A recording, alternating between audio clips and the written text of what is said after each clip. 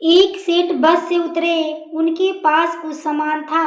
आसपास नजर दौड़ाई तो उन्हें एक मजदूर दिखाई दिया। सेठ ने आवाज देकर उसे बुलाकर कहा कि अमुक स्थान तक इस सामान को ले जाने के कितने पैसे लोगे। मजदूर बोला, आपकी मर्जी, जो देना हो दे देना, लेकिन मेरी एक शर्त है कि जब मैं सामान लेकर चलूं तो रास्ते में या तो आप मेरी बात सुनना या आप अपनी बात सुनाना। सेठ ने डांट कर उसे भगा दिया और किसी अन्य मजदूर को देखने लगा, लेकिन काफी देर ढूंढने के बाद भी कोई मजदूर नहीं मिला। अंत में मजबूरी बस सेठ ने इस मजदूर को बुलाया। मजदूर दौड़कर सेठ के पास आया और बोला, सेठ जी, मेरी शर्त आपको मंजूर है। सेठ ने स्वार्थ के कारण हाँ कर दिया।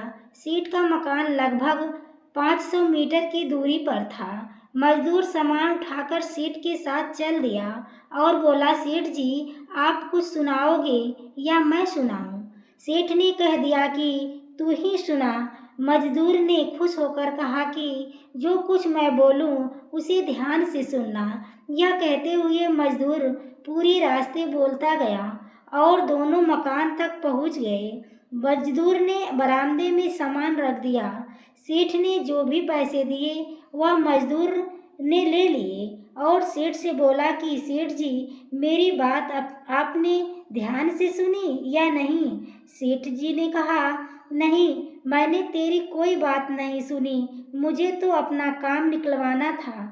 मजदूर बोला, सेठ जी, आपने जीवन की बहुत बड़ी गलती कर दी। कल 7 बजे आपकी मौत होने वाली है। सेठ को गुस्सा आया और बोला, तेरी बकवास बहुत सुन ली, जा रहा या तेरी पिटाई करूं? मजदूर बोला, मारो या छोड़ दो, कल शाम को आपकी मौत होनी है। अब भी मेरी बात ध्यान से सुन लो। अब सेठ थोड़ा गंभीर हुआ और बोला, मरना तो सभी को है, अगर मेरी मौत कल शाम होनी है तो होगी ही, इसमें मैं क्या कर सकता हूँ? मजदूर बोला, तभी तो कह रहा हूँ कि अब भी मेरी बात ध्यान से सुन लो। सेठ बोला, अच्छा, सुना, मैं तेरी बात ध्यान से सुनूंगा।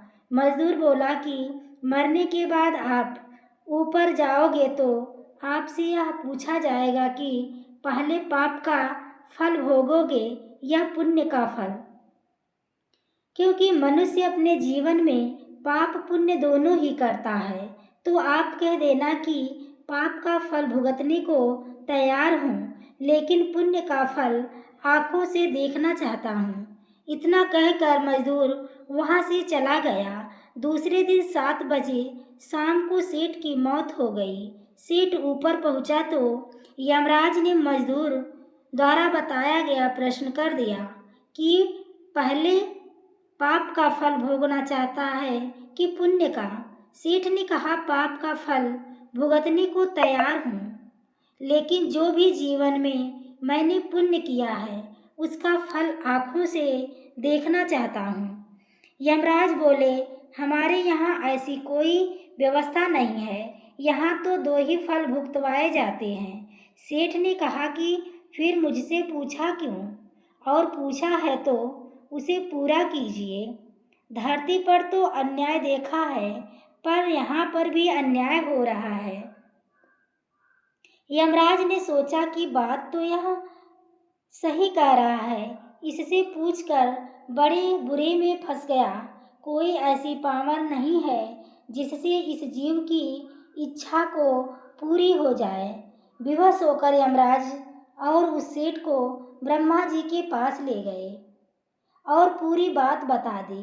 ब्रह्मा जी ने अपनी पोथी निकालकर सारे पन्ने पलट डाले, लेकिन उनके कानून की कोई ऐसी धारा या उपधारा नहीं मिली। विवश होकर यमराज और उस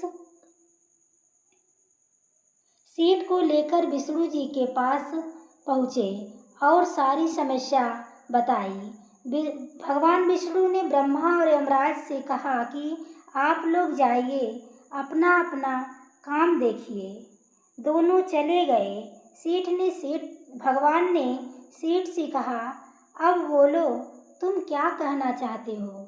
सेठ बोला, अजी साहब, मैं तो शुरू से एक ही बात कह रहा हूँ। पाप का फल भुगतने को तैयार हूँ, लेकिन पुण्य का फल आंखों से देखना चाहता हूँ। भगवान बोले, धन्य है वह गुरु रूपी मजदूर जो तेरे अंतिम समय में भी तेरा ही कल्याण करके गया। अरे मूर्ख, उसके बताए उपाय के कारण तू मेरे सामने खड़ा है। अपनी आंखों से तूने मेरे दर्शन कर लिए। मेरे दर्शन से तेरे सभी पाप नष्ट हो गए। इससे और बड़ा पुण्य का फल क्या देखना चाहता है? दोस्तों, कहानी का सार यह है कि गुरु हमें किसी भी रूप में मिल सकता है। गुरु की बात ध्यान से सुनना चाहिए। पता नहीं कौन बात जीवन में कब काम आ जाए। कहानी आपको कैसी लगी? कमेंट करना ना भूलें। दोस्तों, कहानी पसंद आई हो तो प्लीज़ वीडियो को लाइक एवं शेयर करें। चैनल पर पहली बार आए हो तो चैनल को सब्सक्राइब करें। आगे के नोटिफिकेशन के लिए बेल आइकन को ज़रूर प्रेस करें। पूरी वीडियो देखने के लिए आपको तहे दिल से धन्यवाद।